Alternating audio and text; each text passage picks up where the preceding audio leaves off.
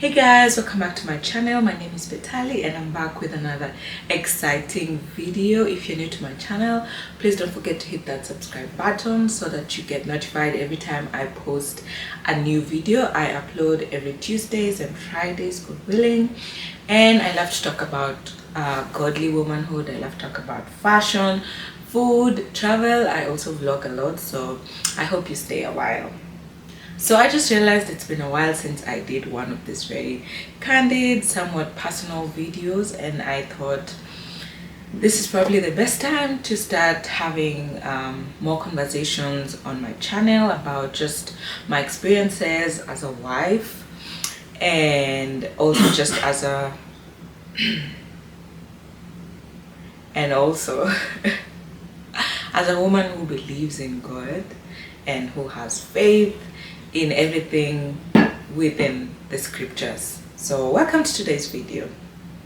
The title, you guys already know what I'm going to talk about. I'm going to be telling you guys my experience getting married at 25 years of age, and if that experience has been good, if I've had, just a mixed feeling about it, and what I would tell someone who is about to get married at the same age or younger or maybe older. I don't know, let's just see how this goes. So a bit of context: my husband and I have been married now 3 good years. We're going to our 4th year, and honestly it's felt like it's just been a year or like a few months, and I really thank God for that. So yeah, so that's a bit of context. And sometimes it's hard to talk about our journey starting out as a couple because there's a lot of church hurt involved. So sometimes I don't really like to look back at those episodes, but it's still part of our story, and we are very proud of our story, and we are grateful that God pulled us through whatever was going on at the time we were meeting, and we started to get to know each other, and we've also learned so much. And the best part is that God has given us so much love through people. We've been able to form new communities, and it's just been a wonderful journey of learning each other and learning God. So at the time I was getting married, I had known my husband for, babe, how long was that? My husband and I met in church, of course, in around 2017, 2018. I can't properly remember. I need to literally document our whole story so that I don't forget the details of our meeting. So we had been going to the same church, and I honestly did not notice him for almost a year until we went to this mission. And then that's because when we would go for missions, you'd be like a smaller group compared to the bigger church, so you get to know each other a little more on a one-on-one level. So that's when I knew, oh, there's this guy in this church. And I somehow always knew that somehow someone would come along, and getting married would be like a Cinderella story, just because there was a lot of talk in church about when you keep yourself, God's gonna honor that, and for sure God does honor that, but sometimes it just doesn't happen like a Cinderella story. Sometimes you'll be tested, sometimes people even break up within the church, some relationships don't work out.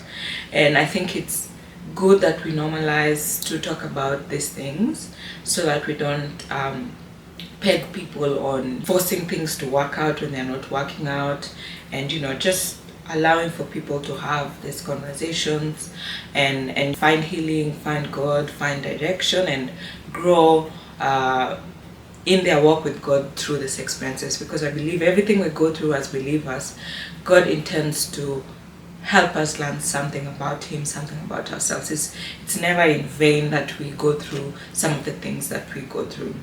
So we met on this mission. Now we started to just know each other, and it was very natural for us to get along. I mean, he liked animation movies, I liked animation movies. We just had so much to talk about, just not even hinting to dating or anything.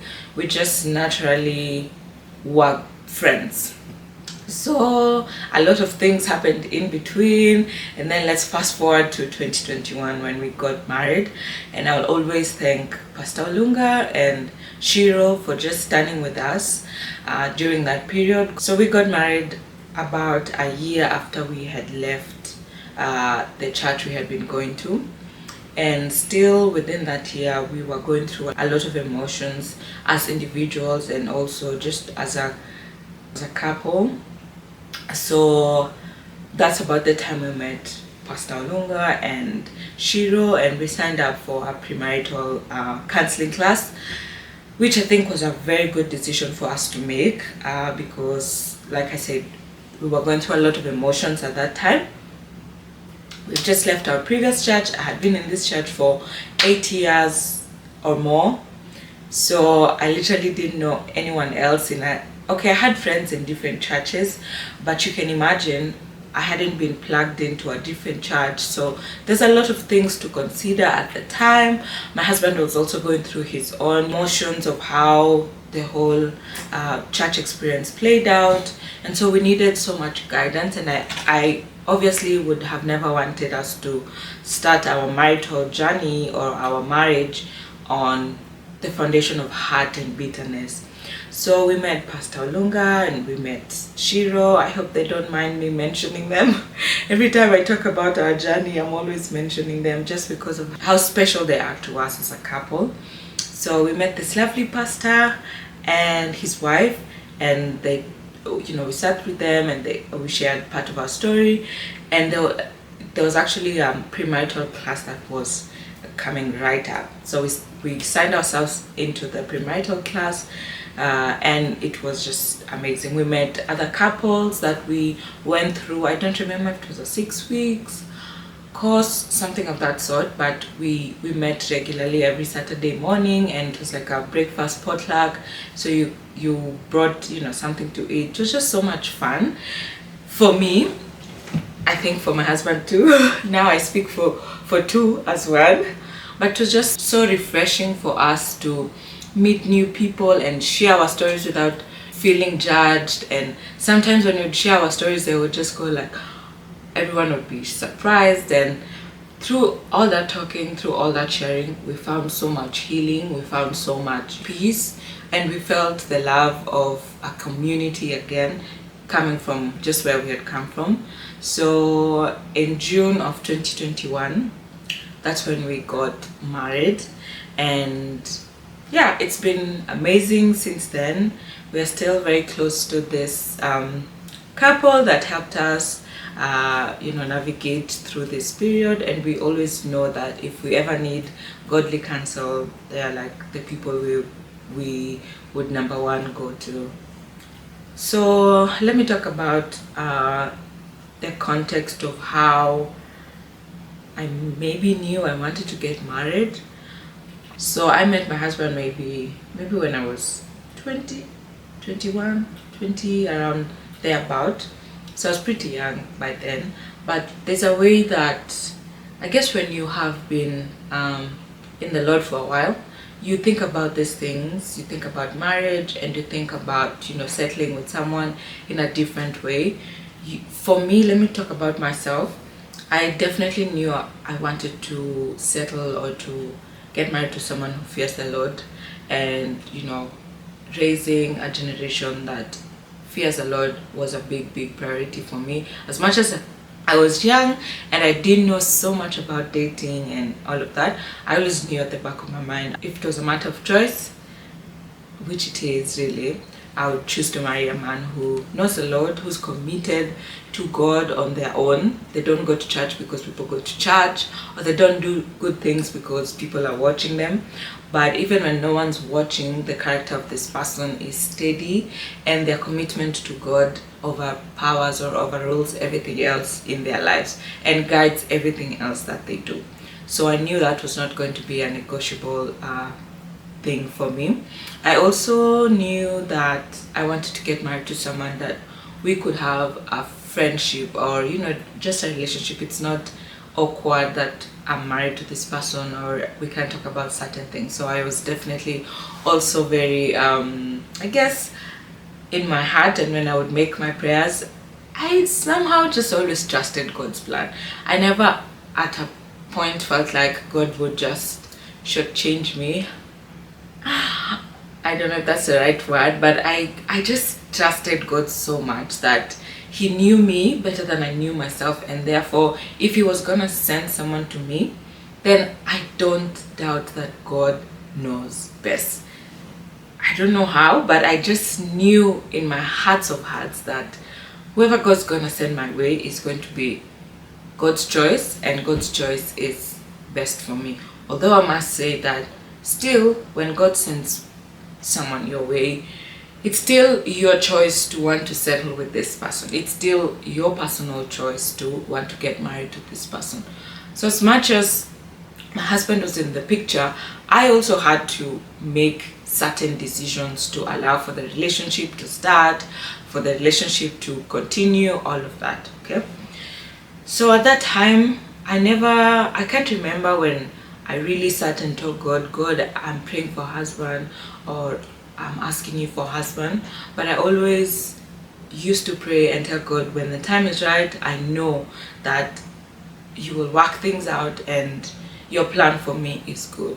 Even in the pain, when we were going through all this church hurt, and I was confused at some point in my life concerning this area, because your church leaders or the people that you look up to are saying something different, your heart is saying something different, you're really yearning to hear the voice of God over this matter. So it was a really clouded situation at that point, but God's voice was very clear from the word go. It's so interesting that the moment I started to pray about this particular matter, God's voice was so consistent all through. 2, 3, 4 years in, God's voice was so consistent. And I just want to tell you that if you're going through any chaos in your life right now, even in the chaos, you can hear God so clearly. So clearly, I don't even know how to say it.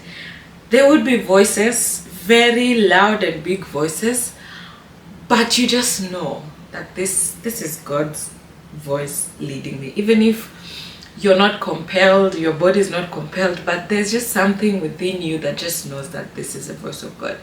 And our journey has taught me how to wait on God, how to wait for God to, work things out, how to wait for God to lead you. And even if God says this is going to happen, it doesn't mean it's going to happen tomorrow.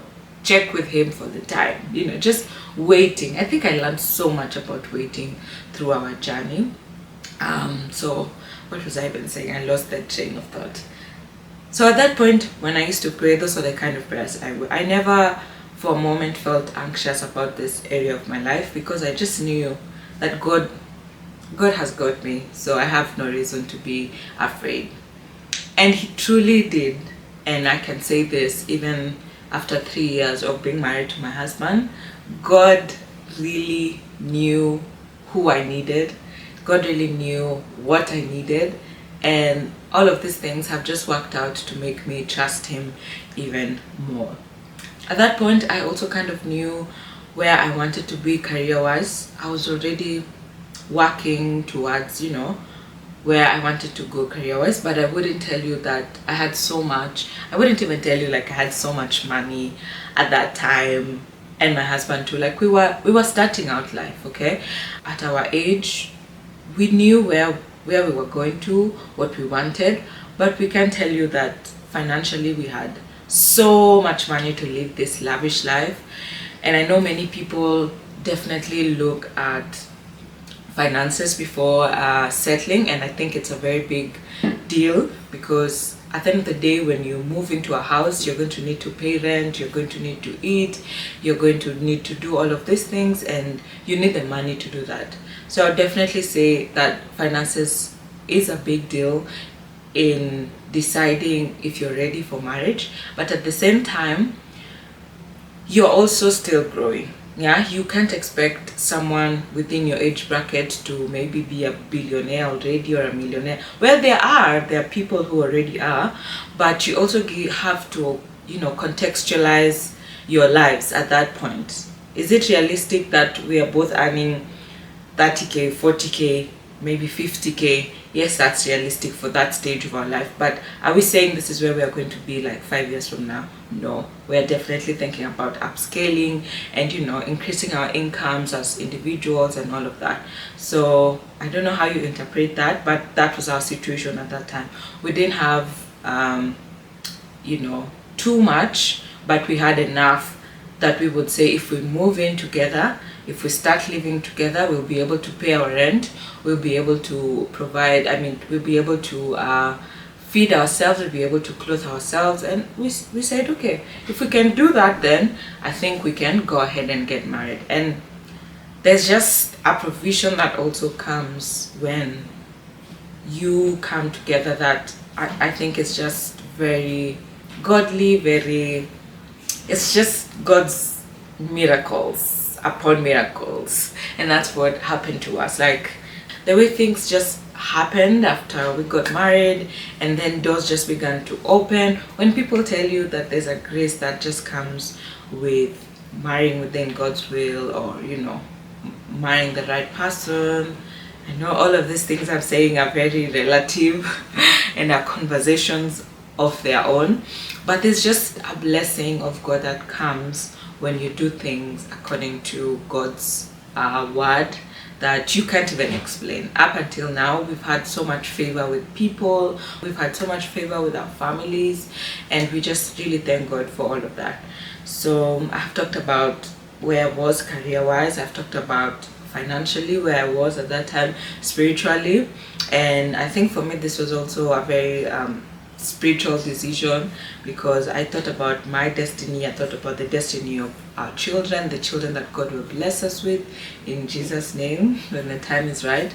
And I knew that I would have wanted to raise a godly generation. Yeah, so those are some of the things I was really considering, and God did exceedingly abundantly above what I asked for or what I had in my heart as my heart's desire. So I'm definitely looking forward to see what God has in store for us as a couple and for the people around us.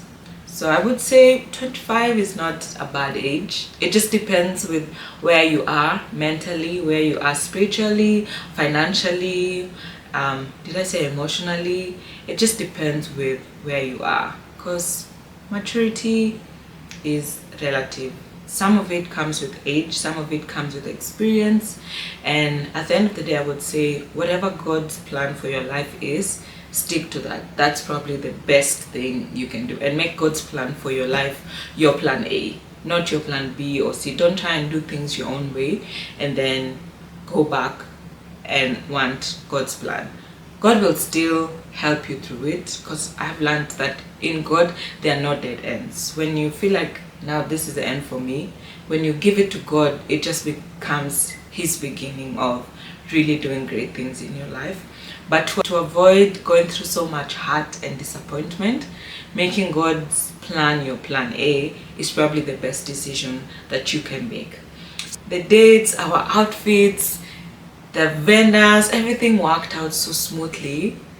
We sat down after that day, after our wedding, and we were like, it's finally over. There were no hitches, there were no, almost like all the service providers that we reached out to are the ones that we ended up going with. It was just so smooth. The connections we got, the referrals we got, everything worked out just the way God had intended for it to work out.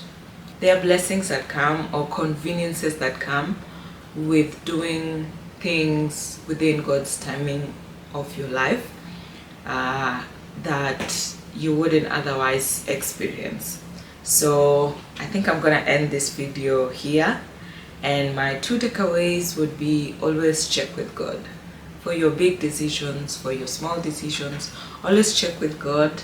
Always desire to do things according to God's will, and at the end of the day, you getting God's approval or God's blessings would be more important than what people will say, would be more important than you know, what even you think about a certain situation. So putting God first, and I know you've heard this so many times, but putting God first is the only way to live a full life, is the only way to do the exploits that, you know, the book of Daniel talks about. My other takeaway would be patience.